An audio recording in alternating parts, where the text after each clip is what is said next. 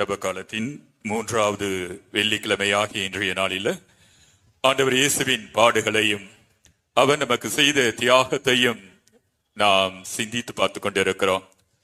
ஆண்டவர் நமக்காக பாடுகள் பட்டார், நமக்காக உயிரை கொடுத்தார் என்றெல்லாம் சிந்திக்கிற போது அவருடைய பாடுகள், துன்பங்கள் இவற்றிற்கு ஆதாரம் அன்பு, அடிப்படை அன்பு.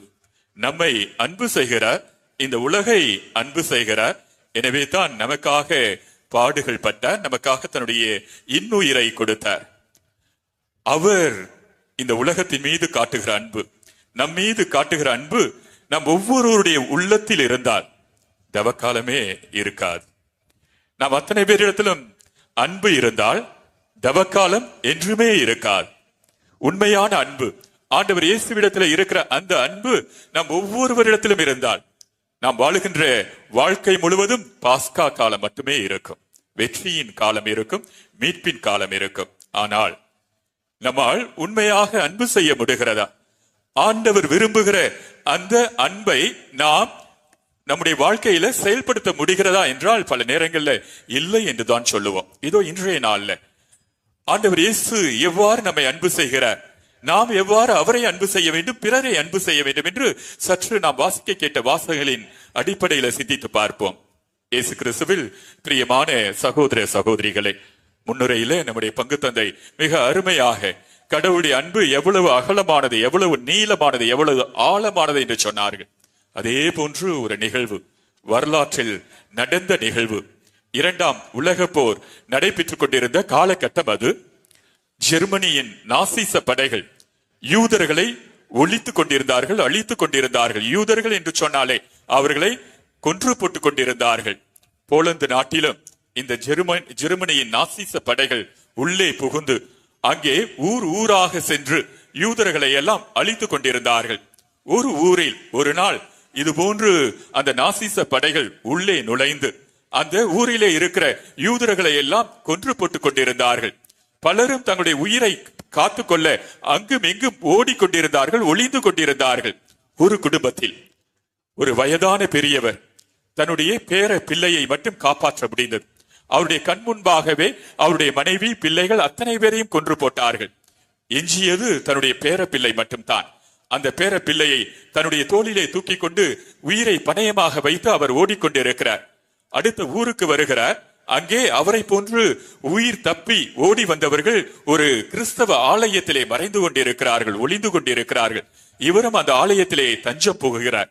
அந்த ஆலயத்துக்குள்ள நுழைஞ்ச உடனே அந்த சின்ன பையன், தோளில் இருந்த அந்த சின்ன பையன் அங்க இருக்கிற அத்தனை பேரையும் பார்க்கிறார். உயிரை பணயம் வைத்து உயிருக்கு பயந்து நடுங்கியவர்களாக, தடுமாற்றம் உள்ளவர்களாக அந்த ஆலயத்தில் இருக்கிற அத்தனை பேரையும் அவன் மிரட்சியோடு பார்க்கிறான். பிறகு தன்னுடைய தாத்தாவின் முகத்தை பார்க்கிறான். தாத்தாவை பார்த்து கேட்கிறான், தாத்தா, கடவுள் இருக்கிறாரா? துன்ப நேரத்துல நாம் அத்தனை பேரும் கேட்கின்ற கேள்வி, கடவுள் இருக்கிறாரா? தீமைகள் நடைபெறுகிற போது, அநீதிகள் நடைபெறுகிற போது நாம் அத்தனை பேரும் கேட்கின்ற கேள்வி, கடவுள் இருக்கிறாரா? அந்த சிறு பிள்ளையும் தாத்தாவின் தோளில் இருந்து அவரை பார்த்து கேட்கிறான்.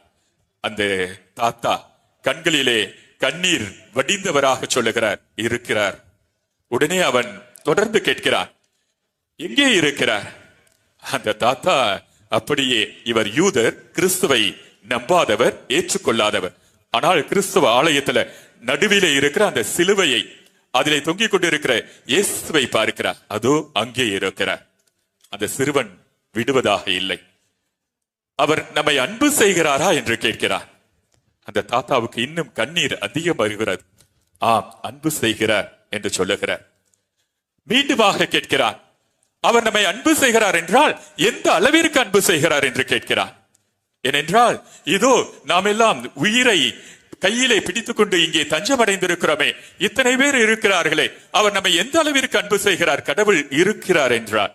அதோ அந்த கடவுள், அந்த சிலுவையிலே தொங்குகிற கடவுள் நம்மை எந்த அளவிற்கு அன்பு செய்கிறார் என்று கேட்கிறார். அப்பொழுது அந்த தாத்தா சொல்லுகிறார், நன்றாக பார், இதோ 2 கரங்களையும் பிரித்து வைத்திருக்கிறாரே, அந்த அளவிற்கு நம்மை அன்பு செய்கிறார் என்று சொல்லுகிறார். இயேசுவை நம்பாதவர், இயேசுவை ஏற்றுக்கொள்ளாதவர், இயேசுவின் மீது விசுவாசம் இல்லாதவர் அதோ அந்த நேரத்தில் இயேசுவுக்கு, அவருடைய அன்பிற்கு சான்று பகருகிறார். கடவுள் நம்மை அன்பு செய்கிறார். அளவு கடந்த விதத்தில், எல்லையற்ற விதத்தில், எந்தவித நிபந்தனையும் இன்றி நம் ஒவ்வொருவரையும் அன்பு செய்து கொண்டிருக்கிறார் என்று அவர் சான்று பகருகிறார்.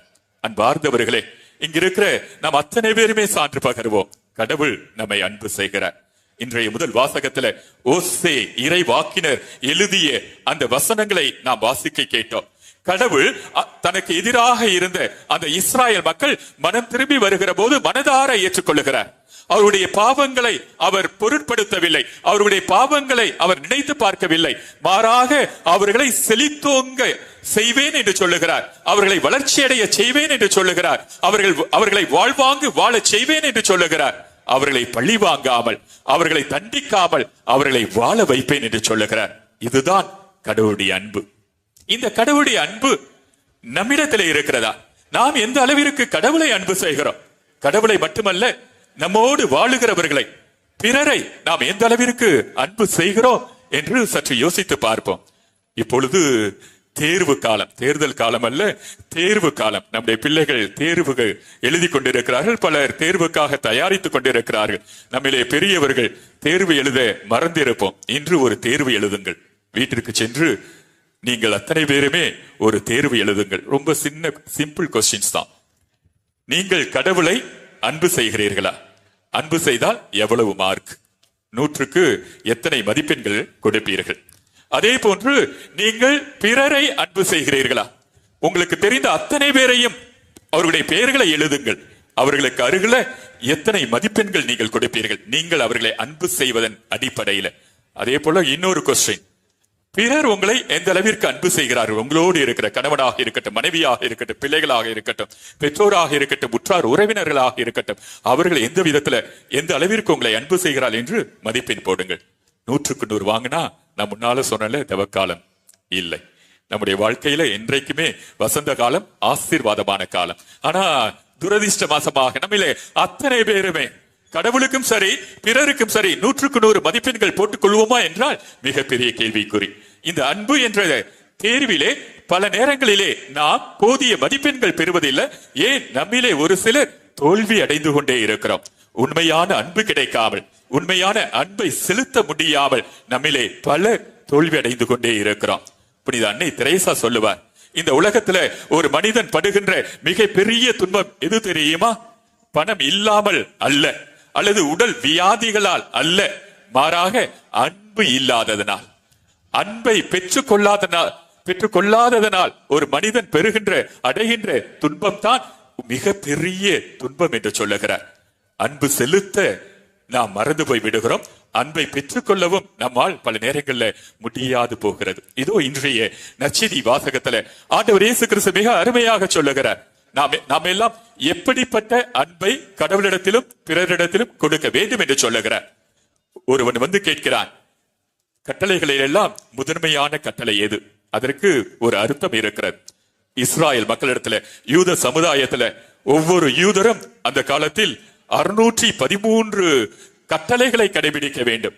அதுல 248 கட்டளைகள் எதையெல்லாம் அவர்கள் செய்ய வேண்டும் என்று சொல்லப்பட்டிருக்கிற கட்டளைகள். ஒவ்வொருவரும் தங்களுடைய வாழ்க்கையில ஒவ்வொரு நாளும் செய்ய வேண்டிய கட்டளைகள்.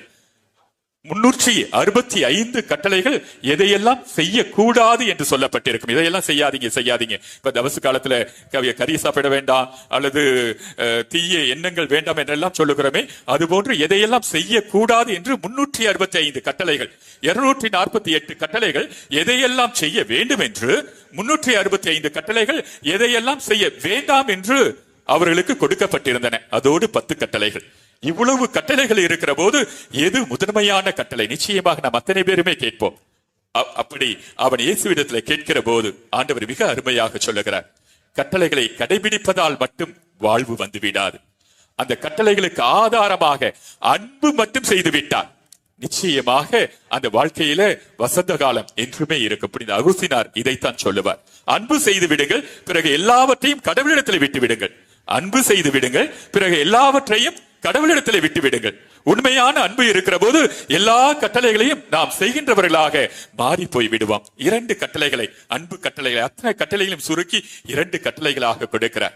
கடவுளை அன்பு செய்யுங்கள். எப்படி? முழு உள்ளத்தோடு, முழு மனத்தோடு, முழு ஆற்றலோடு, முழு இதயத்தோடு. எல்லாம் பார்த்தோம்னா ஒரே மாதிரி இருக்கிற மாதிரி இருக்கும். ஆனா இதை சொல்லுகிற போது கடவுள் என்ன சொல்கிறார்? முழுமையாக கடவுளை அன்பு செய்யுங்கள்.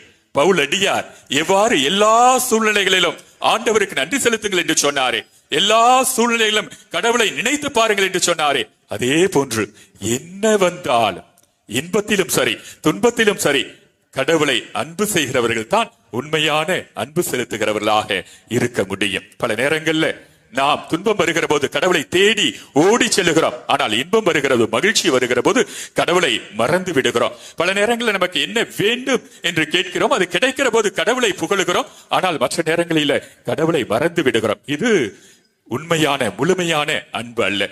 முழுமையான அன்பை கடவுளிடத்திலே கொடுங்கள் என்று சொல்லுகிறார். அதே போன்று மிக அழகாக மிகவும் கடினமான சவாலான ஒன்று பிறரை அன்பு செய்வது பற்றி ஆண்டவர் இயேசு அழகாக சொல்லுகிறார். உங்களை நீங்கள் அன்பு செய்வது போல பிறரை அன்பு செய்யுங்கள். நான் சொன்னேன்ல, உங்களுடைய தேர்வுல மதிப்பெண் போடுங்கள் என்று. உங்களை நீங்கள் எந்த அளவிற்கு அன்பு செய்கிறீர்களோ அந்த அளவிற்கு பிறரை அன்பு செய்கிறீர்களா என்று யோசித்து பார்க்கிற போது அதுல பல நேரங்கள்ல நாம் தவறி போய் விடுகிறோம். பவுலடியார் கொரிந்தியருக்கு எழுதிய முதல் திருமுகம் 13வது அதிகாரம் 4 முதல் 10 வரை உள்ள இறை வசனங்களை அன்பின் பண்புகளை, அன்பின் பரிமாணத்தை மிக அழகாக விளக்குவார். 15 பண்புகளை சொல்லுவார்.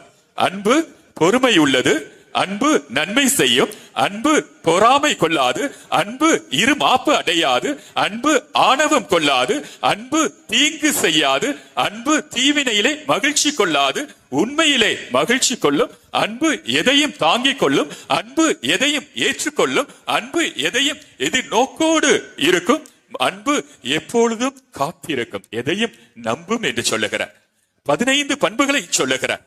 இந்த 15 பண்புகளும் முழு பரிமாணமாக இருக்கிறவர்கள் தான், இப்படிப்பட்ட பண்புகள் உள்ளடக்கிய அன்பை செலுத்துகிறவர்கள் தான் உண்மையான அன்பை செலுத்த முடியும். நாம் எல்லாம் பல நேரங்கள் எப்படி இருக்கிறோம் தெரியுமா? பொறுமையோடு இருப்போம், அதே நேரத்துல பொறாமையோடு இருப்போம். பல நேரங்கள்ல நன்மை செய்வோம், ஆனால் மனதுல இருமாப்போடு இருப்போம், ஆணவத்தோடு இருப்போம். ஒன்றை செய்வோம், அன்பின் ஒரு பரிமாணத்தை நிறைவேற்றுவோம், இன்னொரு பரிமாணத்தை மறந்து போய்விடுவோம். எனவே தான் நம்முடைய அன்பு குறையுள்ள அன்பாக இருக்கிறது, நிறைவான அன்பாக இல்லாமல் இருக்கிறது. ஆண்டவர் இயேசுவை பாருங்கள், இந்த அன்பின் பரிமாணம் முழுமையை அவர் செய்து காட்டினார், அவர் வாழ்ந்து காட்டினார். பொறுமை இருந்தது, பொறாமை இல்லை. நன்மை செய்தார், எப்பொழுதும் சென்ற இடமெல்லாம் நன்மை செய்து கொண்டே சென்றார். தீவினையில ஒருபோதும் அவர் மகிழ்ச்சி அடையவில்லை, ஒருபோதும் தீங்கு செய்ததில்லை. பிறர் தீங்கு செய்த போதும் அவர் தீங்கு செய்ததில்லை. எது நோக்கோடு இருந்தார், எதையும் தாங்கிக் கொண்டிருந்தவராக இருந்தார். இந்த கல்வாரி பாடுகளை சிந்திக்கிற போது அதைத்தானே பார்த்தோம். என்ன வந்தாலும், கீழே விழுந்தாலும் மீண்டும் எழுந்து நடந்தார், எதையும் தாங்கிக் கொண்டார், எது நோக்கோடு இருந்தார். மீட்பு கிடைக்கும், நான் மீட்பை பெற்று தருவேன் என்று அவர் உறுதியாக நம்பினார், அந்த மீட்பை பெற்று தந்தார். இப்படிப்பட்ட அன்பு தான் நம்ம ஒவ்வொருவரிடத்திலும் இருக்க வேண்டும். சிந்தித்து பார்ப்போம். கடவுளிடத்துல இப்படிப்பட்ட அன்பை காட்டுகிறோமா? பிறரிடத்துல, நம்மோடு இருக்கிறவரிடத்துல இப்படிப்பட்ட அன்பை காட்டுகிறோமா? அப்படி காட்டினா ஆண்டவருக்கு நன்றி சொல்லுவோம். கடவுள் நம்மை குறித்து மிகுந்த மகிழ்ச்சி அடைவார். இன்னும் தவ காலத்துல இன்னும் ஒரு சில நாட்கள் இருக்கின்றன.